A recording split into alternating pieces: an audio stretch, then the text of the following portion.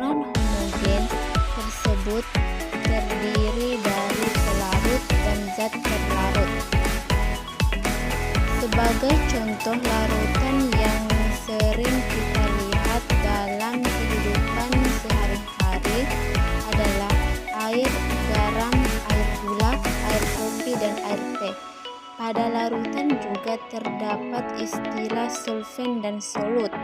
Solven adalah pelarut sedangkan solut adalah zat terlarut. Pada umumnya, dalam suatu larutan jumlah solven lebih banyak dibandingkan dengan jumlah solut. Larutan dapat terbentuk disebabkan ada gaya tarik-menarik yang terjadi antara molekul-molekul solven dan solut. Jenis-jenis larutan. Pertama, berdasarkan tingkat kelarutannya. Larutan tak jenuh adalah larutan yang dapat melarutkan sempurna jika ditambahkan zat terlarut tanpa pemanasan. Contohnya yaitu solusi garam tak jenuh yang airnya masih bisa dipakai sewaktu ditambahkan garam. B. Larutan jenuh adalah larutan yang pelarutnya tidak bisa lagi larutkan zat terlarut kecuali harus dalam solusi ini. Solusi memiliki batas maksimal untuk melarutkan di suhu tertentu. Contohnya yaitu larutan garam jenuh, yakni air masih bisa larutkan asam dilakukan pemanasan. C. Larutan lewat jenuh adalah larutan yang sudah larut tidak mampu melarutkan meski dilakukan pemanasan. Contohnya yaitu larutan garam lewat jenuh, air tidak bisa lagi melarutkan meski ditambahkan zat pelarut garam. Kedua, berdasarkan konsentrasinya dikelompokkan menjadi dua, yaitu larutan encer adalah larutan yang memiliki pelarut lebih banyak dari zat terlarutan. Contohnya yaitu air mawar dan as. B. Larutan pekat adalah larutan zat terlarut relatif lebih banyak namun tidak melebihi pelarutnya. Contohnya yaitu kopi hitam kental.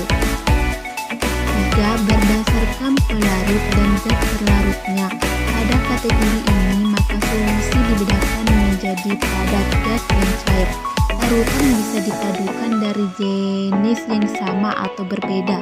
Misalnya zat terlarut gas dengan pelarut gas akan menghasilkan solusi gas, dan zat terlarut gas yang dipadu pada pelarut padatan akan menghasilkan solusi padat.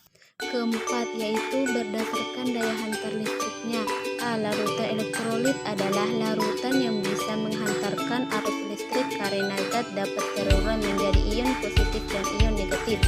Larutan ini dibagi menjadi larutan elektrolit kuat dan elektrolit lemah. Dilihat dari daya hantar listriknya.